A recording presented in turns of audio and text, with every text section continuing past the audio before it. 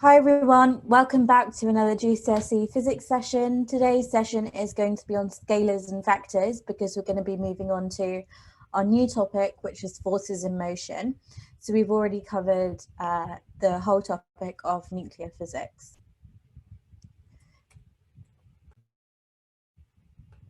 This session will be an hour long and it will be recorded so that you can go back, refresh, revise, get down any notes that you needed to get down that you didn't, and that will all be uploaded onto YouTube for you. If you don't know me already, my name's Preshayla. I study physics at Loughborough University and it's my 4th year as a tutor. So what we're going to cover today is the difference between vectors and scalars, how to represent a vector quantity, how to represent vectors on a scale diagram, and talk a little bit about Newton's third law of motion. So you can see that we don't have much content today, which means that we will be having a quiz at the end, lots of example questions, an opportunity for you guys to give me some feedback, and then time for your questions as well.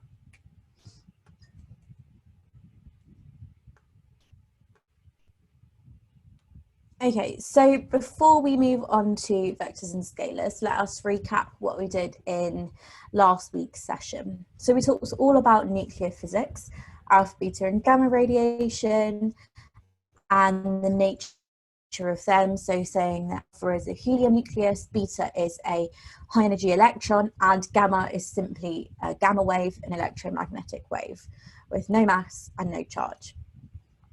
So we talked about the nature of those radiations, how we can potentially decrease the risk of them. And then we went on to talk about how they're used in medicine, so their actual applications. So we talked about gamma cameras, we talked about trackers in the body, so putting iodine through the kidney and picking up the reading from them. And just other applications. We talked about background radiation and what makes up background radiation.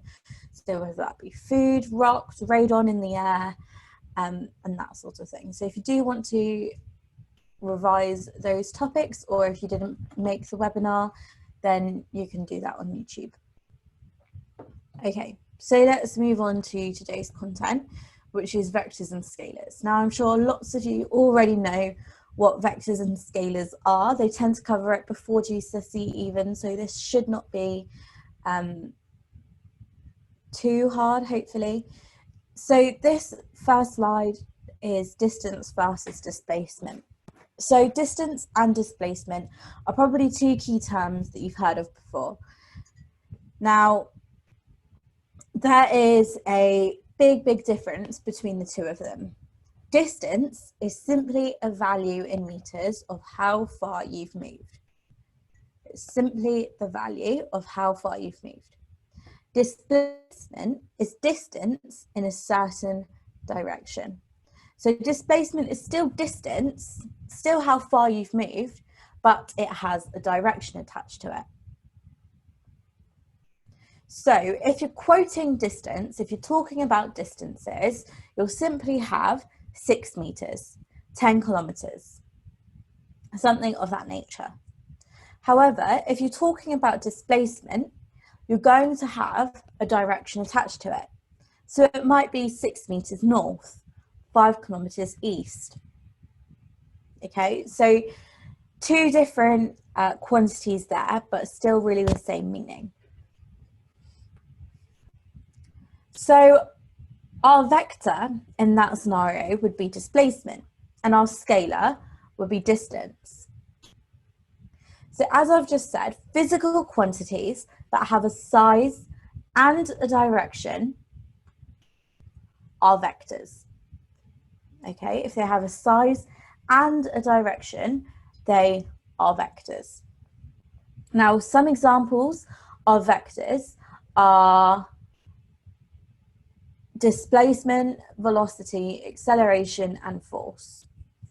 So when we talk about displacement, velocity, acceleration, and force, we're not only talking about how fast it's going, how fast it's accelerating, what the force is, but actually that and what direction that quantity is in relation to the object. Now, physical quantities that have size but no direction are scalar. Okay, so scalar just means that they don't have any direction associated to it.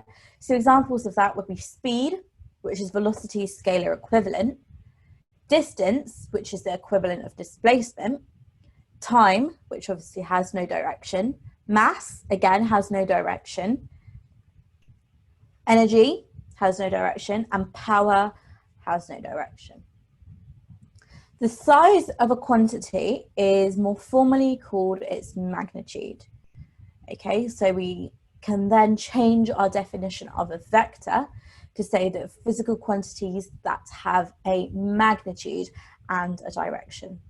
So size and magnitude mean the same thing, but examiners prefer you to talk about magnitude because it's more formal and it's more kind of what they expect from you in terms of the level of physics GCSE key terminology.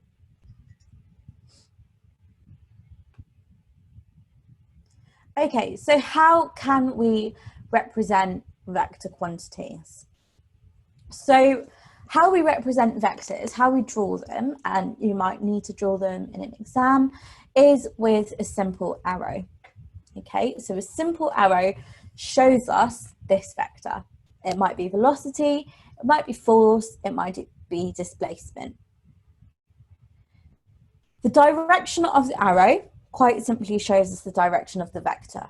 So in the case of the force on the nail from the hammer, the direction is not quite straight, it's actually slanting in slightly. So that shows you the direction.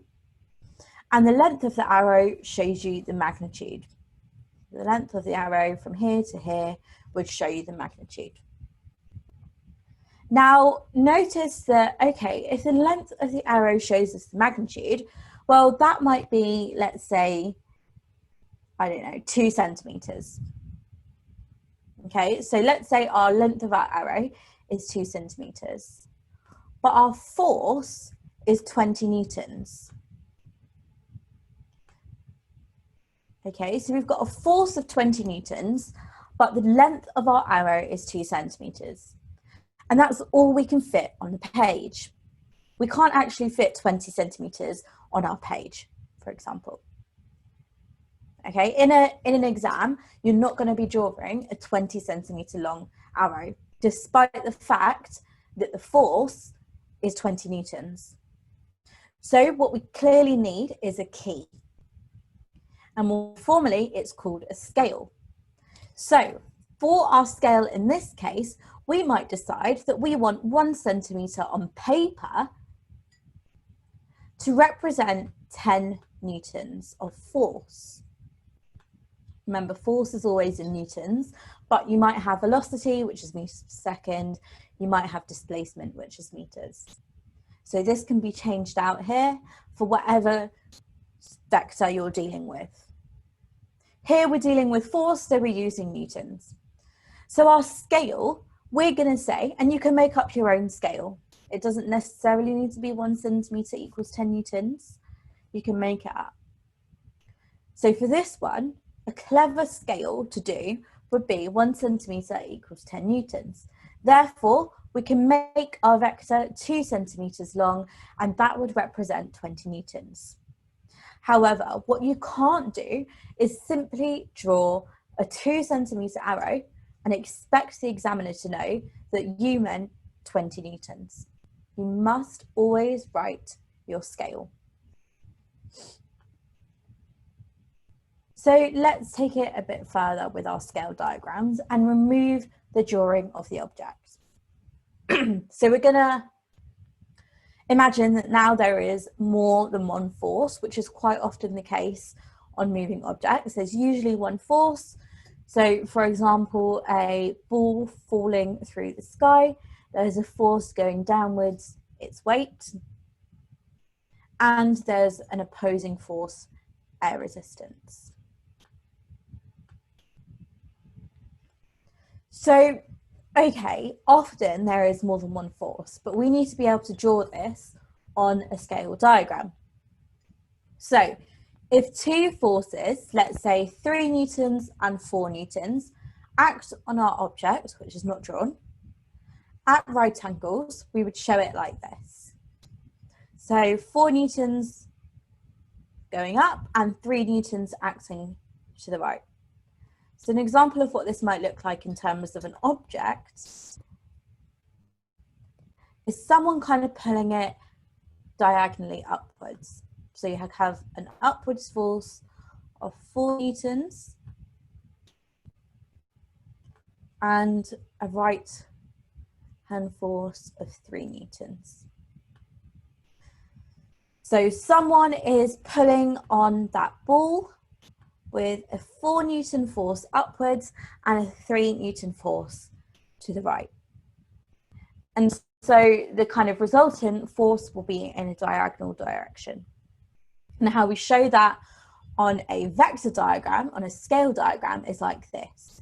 So we remove the object and we simply draw the forces which act at right angles to each other. And we draw them tip to tail. So our vector goes in and then our new vector starts from the tip. So it's tip to tail. And then if we were to have another vector here, it would be tip again to tail. So that's all we really need to know about scale diagrams is, number one, we can remove the object and simply draw the forces. Number two, have a scale. So that might be 1 centimetre equals 1 Newton, it might be 1 centimetre equals 10 Newtons. Really depends on the force that you've been given. And you'll be able to make a clever suggestion for that scale. If there is more than one force, we need to draw a scale diagram. However, if there's only one force, it's okay to just draw the vector. We also, number three, need to know that the size of the arrow, so how long the arrow is the magnitude, and the direction of the arrow is the direction of the vector. So in this case, it's a 4 Newton magnitude because it's 4 centimetres, and a 3 Newton magnitude because it's 3 centimetres. The direction is north or upwards, and the direction here is right or east. So that is scale diagrams. Now, forces acting on objects. We have forces acting on objects all the time. You'll push a door, you'll pull a door, you'll pick something up, you'll put something down, all the time. And forces can either change shape or change motion. Most of the time, we will be changing motion with our forces. So we'll be opening a door, closing a door, picking up a cup, whatever it happens to be. However, they can also change shapes. You can bend things, you can compress things, you can stretch things, can also be used to change shape. Now, there are two types of forces in this world, really. All forces can be split into two types: contact forces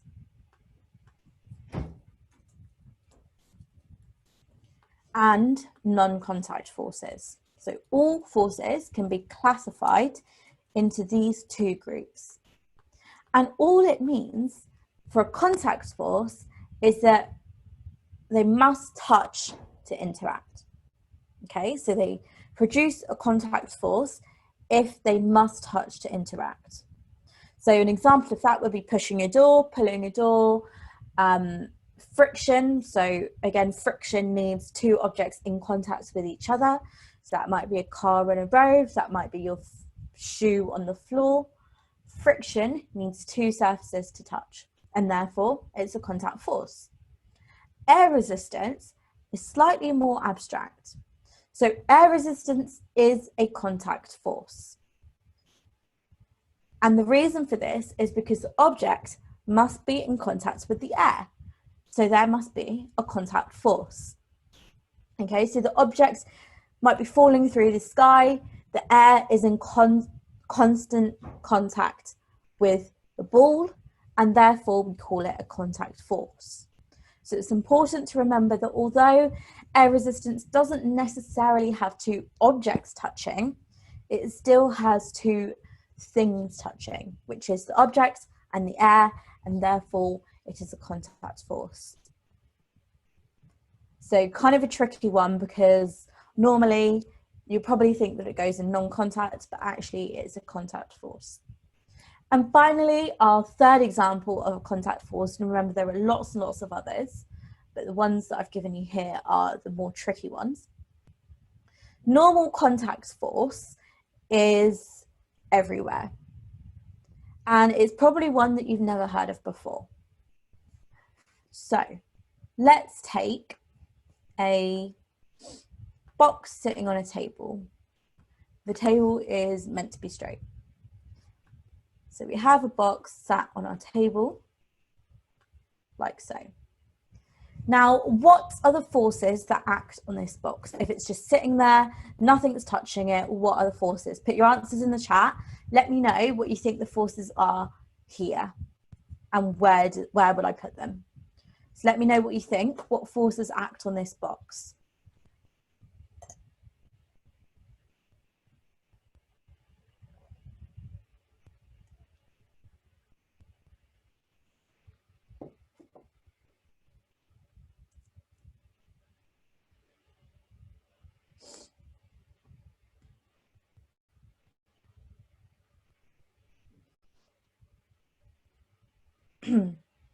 Okay, great. Loads of you are saying gravitational force.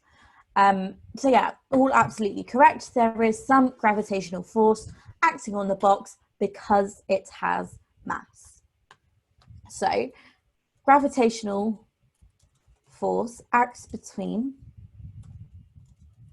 all objects that have mass. Similarly, electrostatic force acts between all objects that have charge. And finally, magnetic force acts between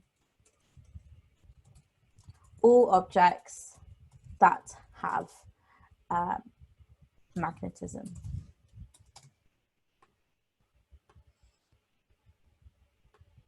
Okay, so you guys have all identified the key force, which is the weight of the box, which is due to gravity. So we have our weight, which we'll call W. And remember that W, weight, equals mass of the box times G, which is 9.8, the gravitational field strength. So yes, absolutely, we have a weight. Now, what we've not ever considered before up to this point is the normal contact force. Now, Newton's third law says that every action, every force must have an equal and opposite reaction, must have an equal and opposite force. So, knowing that every single force must have an equal and opposite force if it's at rest, which our box is, what other force do I need to draw on? We already have our weight, so that weight needs to have an equal and opposite force. Where does that force go?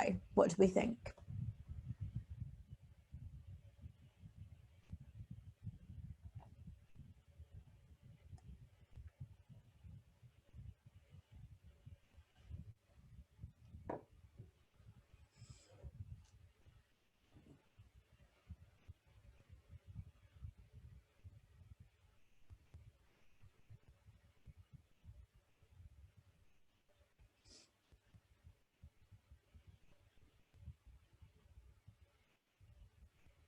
What do we think?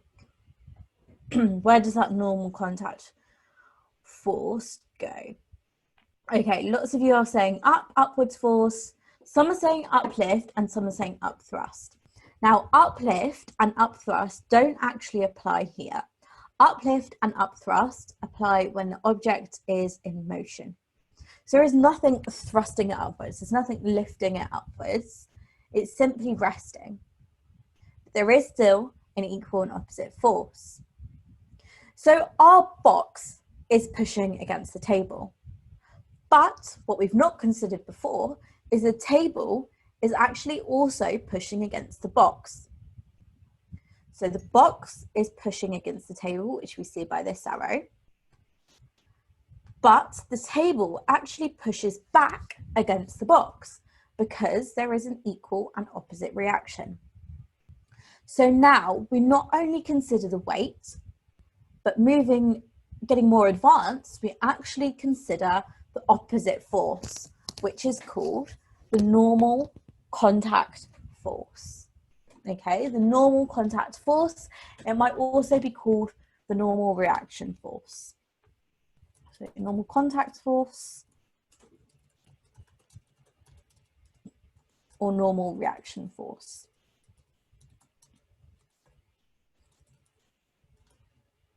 So that is the equal and opposite force of the weight. And that happens, there is a normal contact force on any object which is sitting. It's simply sitting, chilling, nothing's touching it, no force is acting on it except its weight and its normal contact force. So if it's sat on a surface, so you might be at your desks and you've probably got lots of things on your desk. Every single thing that is sitting on your desk not only has weight, but also the desk is pushing up against that object with a normal contact force.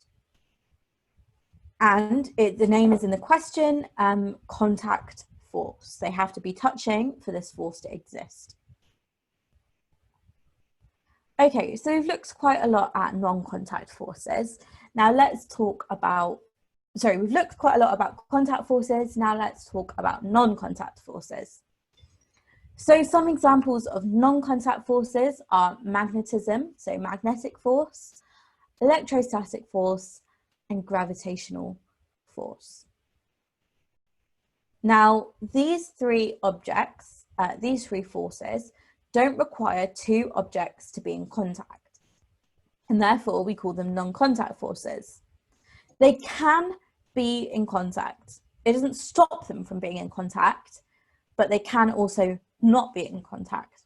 So for example, let's take magnetism.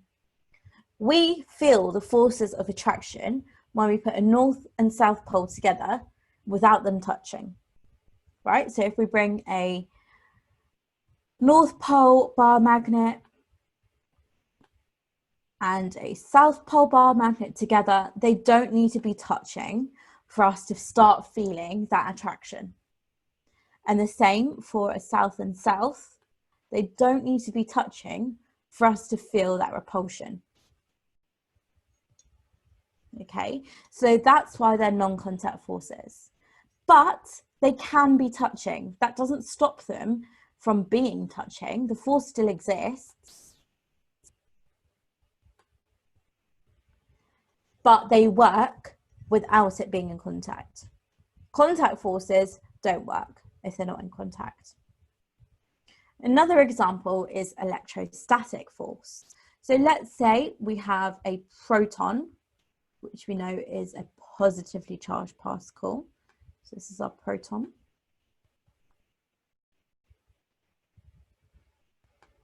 And let's say we have an electron, which we know is a negatively charged particle.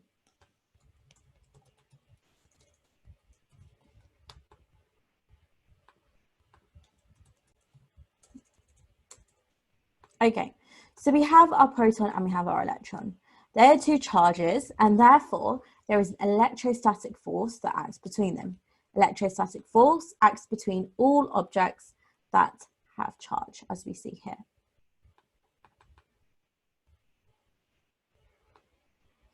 Okay, so we have some electrostatic force that acts between them, which attracts them together. Okay, now they don't need to be touching for that force to be felt. So again, another example of a non-contact force. And the final example of a non-contact force is gravitational. Gravitational acts between all objects that have mass. So everything is attracted to each other, and everything is attracted to the ground. Planets are attracted to each other gravitationally, but they don't need to touch. And if they did touch, that would be a big problem. But there is still a gravitational force acting between Earth and Mars, Earth and the Sun, which is what keeps it in orbit, as we've already looked at. But they don't need to be touching for this force to be felt. So, to summarize, some key examples of contact forces are friction, air resistance, and the normal contact force. Non-contact forces are magnetism, electrostatic, and gravitational. Okay, so here they are with diagrams so we can look at them a bit more clearly. Air resistance we have as an object falling through the air. So that is a contact force. Reaction force is, again, something just at rest on a surface. So we have our reaction force coming upwards. Notice that it's called reaction force here. It's contact force, normal contact, normal reaction, lots of names for it, but they all mean the same thing. Friction is two objects sliding past each other. So again, they need to be in contact for the friction to be felt. And one that we've not looked at yet, which is tension. So tension happens if something is being kind of suspended. So you might have a cable holding your ceiling lamp. You might dangle your phone by your headphones. That's tension. And tension is held in that wire or string or whatever it happens to be, that cable. So tension is a non-contact force because it requires the rope or the wire to be in contact with another object which is being suspended. And the tension is in the cable or the rope. And the tension acts to oppose the weight.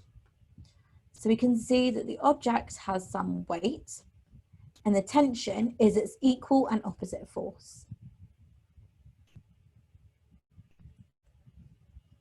Okay, so for forces, I tend to just talk about air resistance, reaction and friction because I think they're the easiest, but obviously you can also talk about tension as well. So tension is simply an object that is being stretched. So a cable, a wire, suspending something from a cable, pulling your hairband apart, pulling an elastic band apart, bungee jumps, all have tension in their cables, wires, whatever it happens to be. And that tension opposes weight. But for that tension to happen, to occur, the two things must be in contact. So the object and the cable or the wire. And then this is some more diagrams to help you visualize the non-contact forces.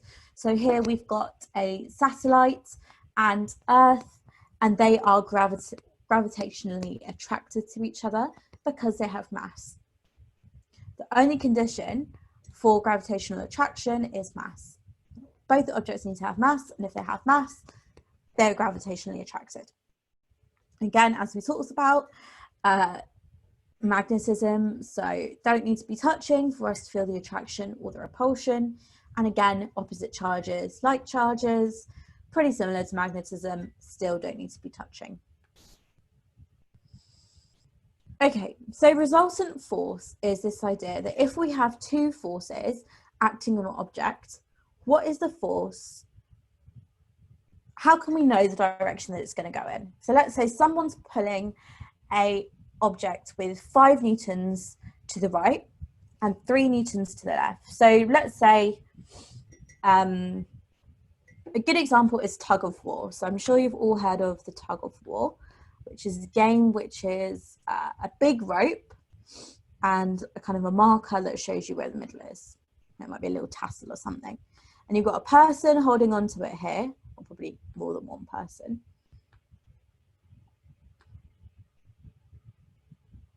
Okay, so you've got one team here and you've got one team here. And they basically pull the rope, and whoever gets that marker on their side, whoever pulls the rope from the other team wins. So let's say this guy is a bit of a loner, he doesn't have any friends to play with, and he can't provide as much force as these guys. So these guys produce 5 newtons force between them.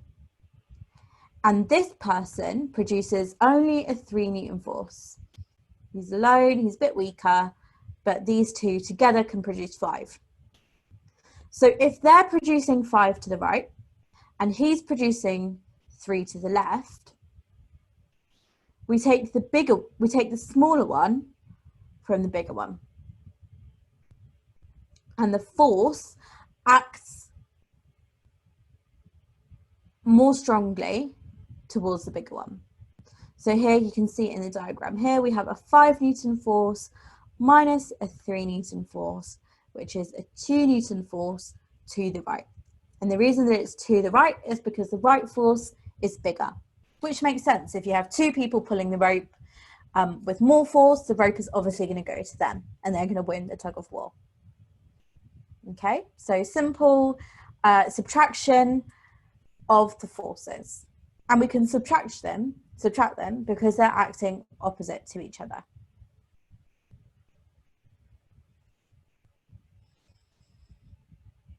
Okay, and another example could be this. So you might have to add the forces. You might have 2 forces acting in the same direction. If they are acting in the same direction, you add them. So you might have one person pulling the rope to the right by 3 newtons, the other person pulls it by 2 newtons, that adds to give 5. So let's say this person contributes 3, this person contributes 2, we would add those 2 forces together to get 5 newtons. So the general rule is same direction, add the forces, opposite direction, subtract the forces. So that's the general rule. Now someone's just said, how do you know it's not 3 minus 5? How do you tell? Okay, really good question. How do I know that I needed to do 5 minus 3 and not 3 minus 5? So the reason that I do that is because I take the bigger one and I subtract the smaller one from it. So I take the bigger one, whatever it happens to be, 5 newtons, and I subtract the smaller one. Okay, so you always take the bigger one and you subtract the smaller one. That's how I knew to do 5 minus 3 and not 3 minus 5.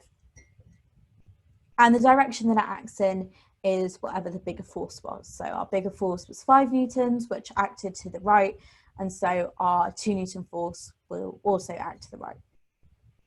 Here, they both acted to the right, so our final force just acts to the right because they add and they make an even bigger force to the right.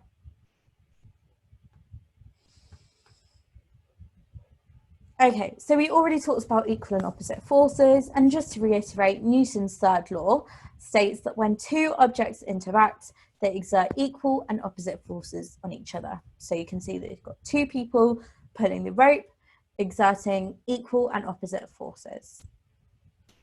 Same example if we had an object resting on a table. So a table goes up with normal contact and a force acting downwards, which is weight. And they are 2 equal and opposite forces. So it's 2 slightly different scenarios. This one is when 2 objects interact, they exert equal and opposite forces on each other. This one is just 1 object, but we still have an equal and opposite force. Okay, so that is all the content, which we got through pretty quickly. So let's have a quiz. So it's just a quiz about stuff that we've covered today, nothing else in there.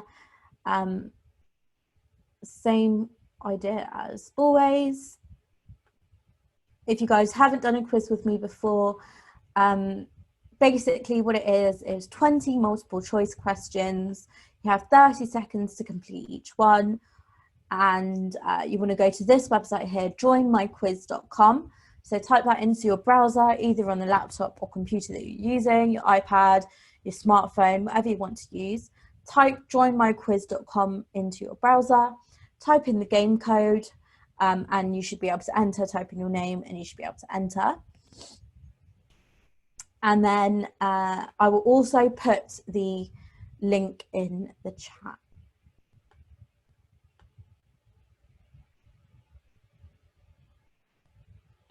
So I'm going to put the link in our Zoom chat as well. If you can't get onto the website for whatever reason, you can access it straight through the link on the chat.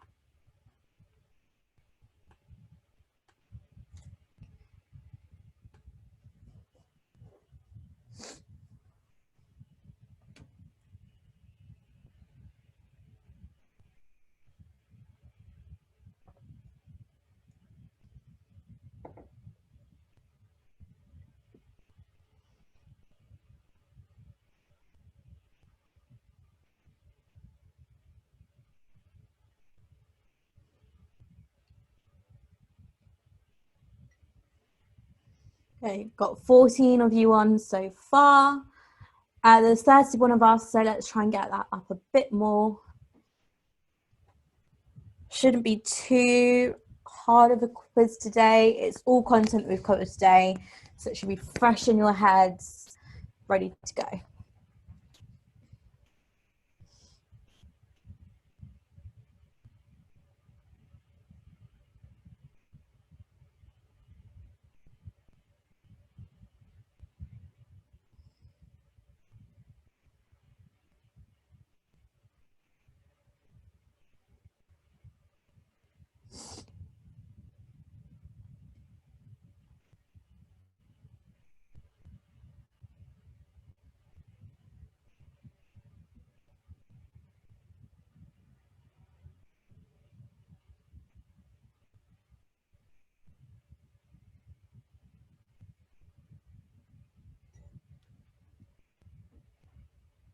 Okay, 22 of us on. Let's get a little bit more of you on there.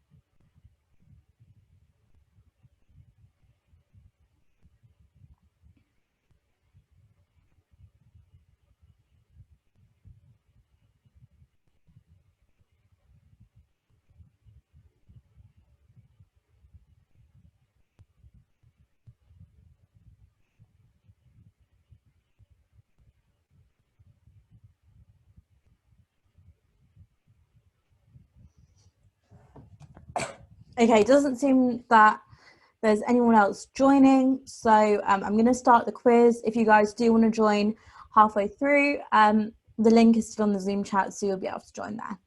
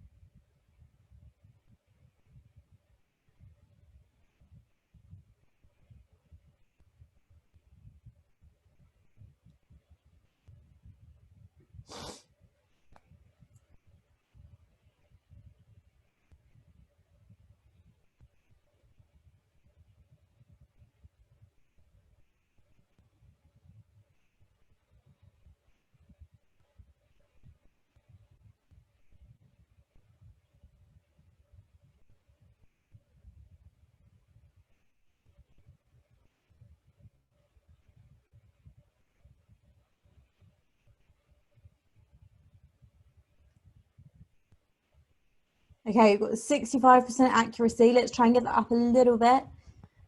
We will be doing this quiz again to see if we can try and improve our score.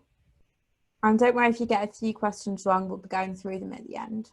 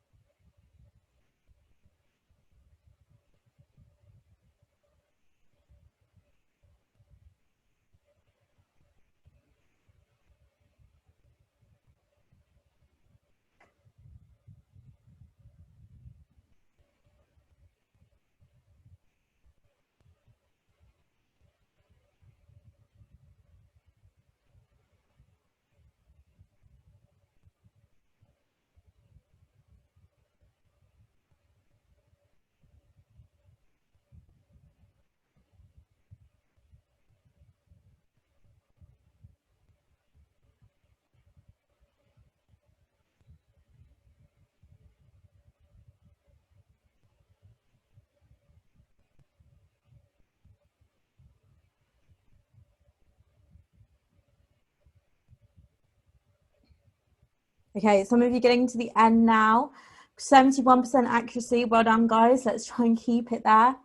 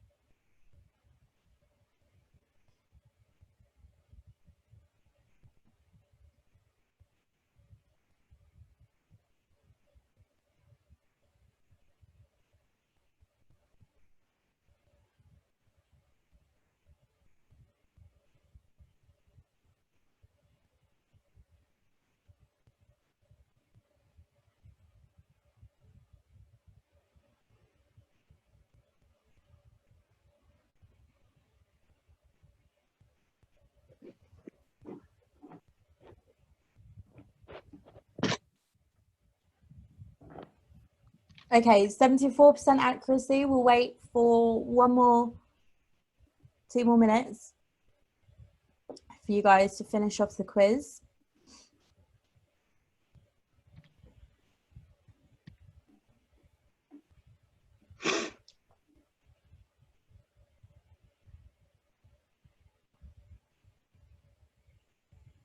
%75% accuracy. Well done, guys. I think that's the highest accuracy we've got in our quizzes so far. So that's really good. Let's try and keep it there.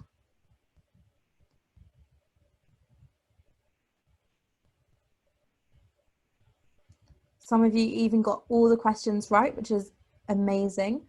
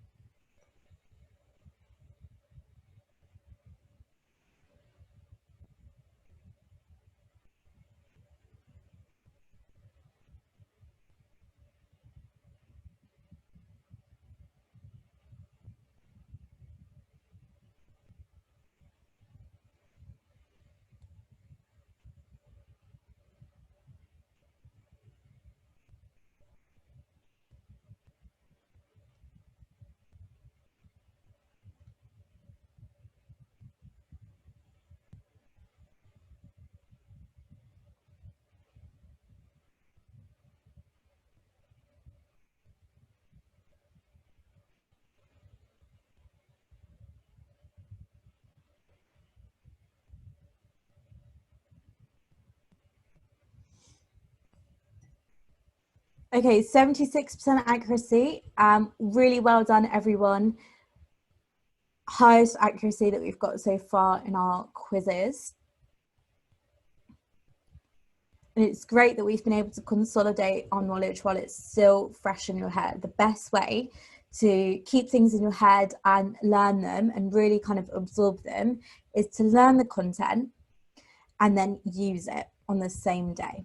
So that might be by doing questions, doing some exam questions, some example questions, going back over the webinar later on in the day.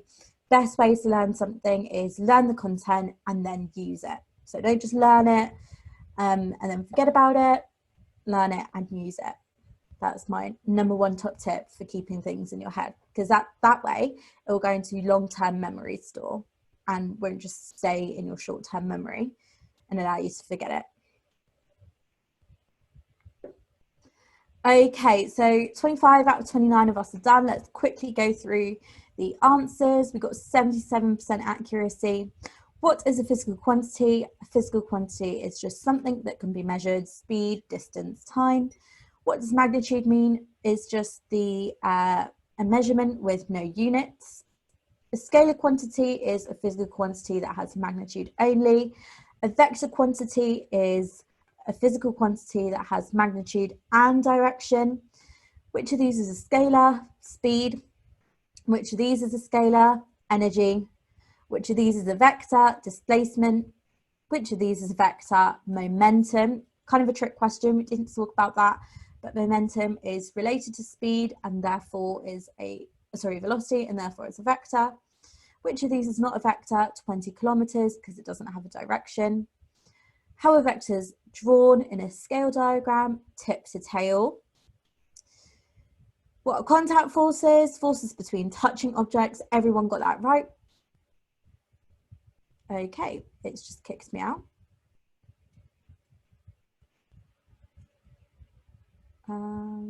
Okay, well, don't worry, we're going to be doing that quiz again, and you guys will have all seen the correct answers anyway throughout. And I think now we're going to go on to the Q&A, whilst there'll be a feedback form put into the chat. So I'll answer your questions, and if you guys, if you want to do the feedback, then it's on the chat, I think. Preshayla, can you hear me okay? Yeah. Okay, fab. Yeah, so some of you who were in sessions at the end of last week will know that we've just got a little survey for you guys. It would be really great and helpful for us if you could fill it in. It's just about this session and how you found the online school so far, so we can continue to improve it. So I'll just drop the link in the chat now, and whilst we finish up the session, if you feel like filling it in, that would be really helpful. And any questions, just let me know.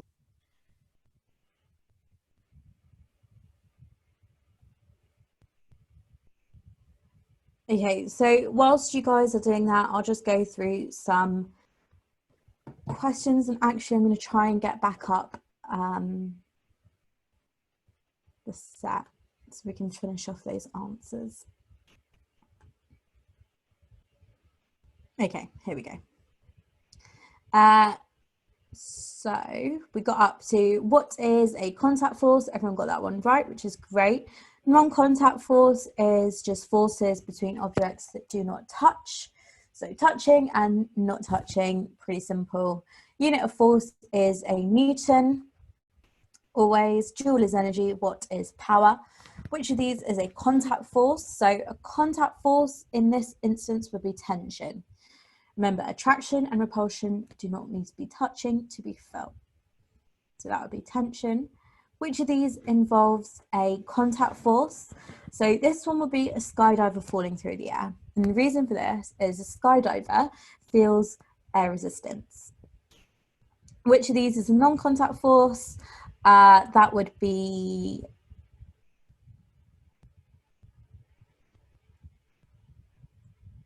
weight. So weight does not need two things to be touching. Everything has weight, no matter whether it's touching an object or not. Which of these words describe the force between the North Pole and the South Pole? That's attraction, as we know. The word describes the force between two negatively charged particles, that's repulsion. So like charges repel. What must an object have in order to be affected by electrostatic forces? So to be affected by electrostatic, it must have charge, and to be affected by gravity, it must have mass. So we will try that quiz again at some point, possibly tomorrow. And I'm going to answer a few questions. So, will we need the key in the exam? So the scale for the scale diagram, you will either be told and be expected to draw the vector from it, or you will have to come up with it yourself. But either way, if you are expected to come up with it yourself, you need to write it. Upthrust applies in water. Yes, it does.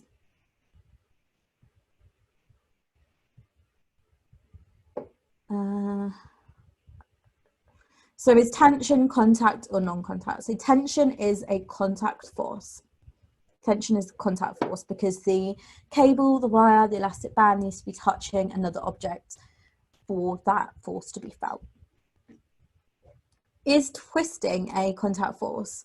Yeah, twisting would be a contact force. So if you were twisting, I don't know, maybe like a doorknob. If you're twisting a doorknob, that's a contact force because you need to put contact between your hand and the doorknob to make that force occur.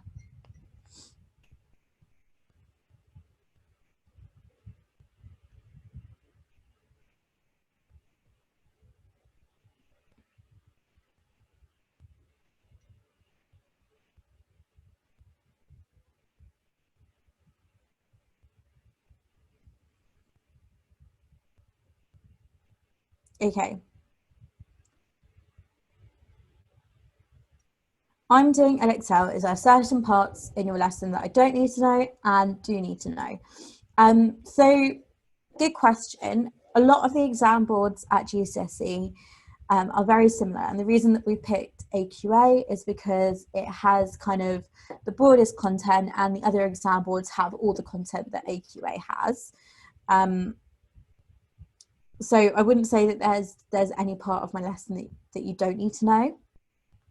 If there is extra content that you do need to know, which I think is specialist to a specific exam board, I will have already included it, so don't worry about that.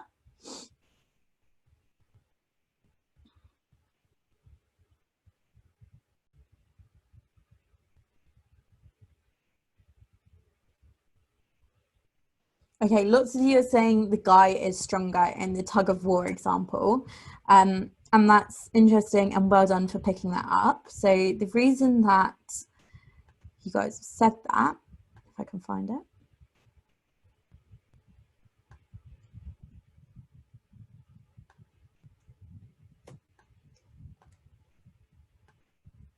Okay, here it is. So yes, the guy is stronger on his own. If we were to say that the 5 Newton force would be split evenly between the two people on the right. However, that might not always be the case. It might not be 2.5 Newtons for this guy and 2.5 Newtons for this guy. This guy might be putting in 4 Newtons and this guy might be only putting in 1. So doesn't necessarily mean that they each have 2.5. Could be split anyhow, we don't know. But yes, if it was to be split evenly, then this guy would be stronger on his own. But unfortunately, because there are 2 people on the right, their forces add up because they're in the same direction and our overall force is bigger. So although he might be stronger on his own, 2 people in this example would be better than 1.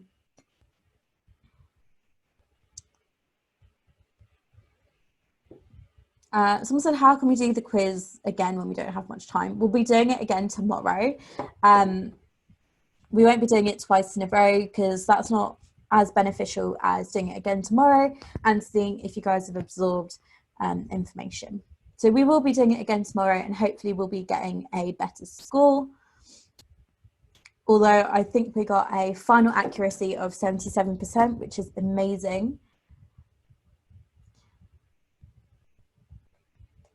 If there's any other questions that you guys have, please put them on the chat on the Q&A. It doesn't necessarily need to be about forces.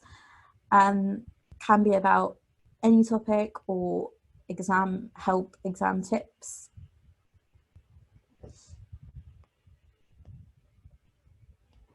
Please be as open and honest as you can on the feedback form. It will really help me to improve my lessons. As I don't have many with you guys, I want them to be really, really high quality, and make sure that you guys are learning loads from them.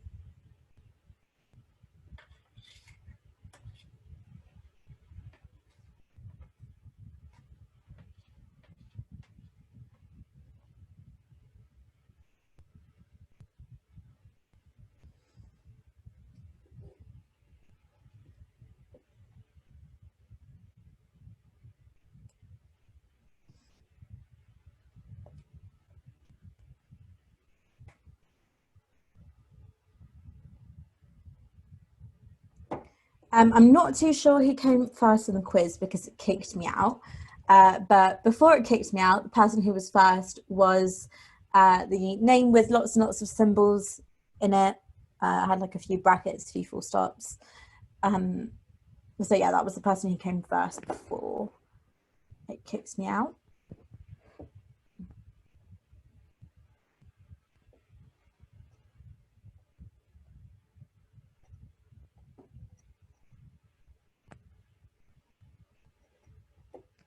Okay, so hopefully you guys have all filled out the feedback form. That marks the end of today's session. It will be uploaded onto YouTube. And if you guys do want any more kind of one-to-one personalized tutoring with a tutor like myself, and that's something that MyTutor offers and is available to you, so just go onto our website to have a look. Yeah, we'll be uploaded to YouTube so you can refresh and revise. And tomorrow we'll be going more in depth into forces. So see you guys tomorrow for another GCSE Physics webinar.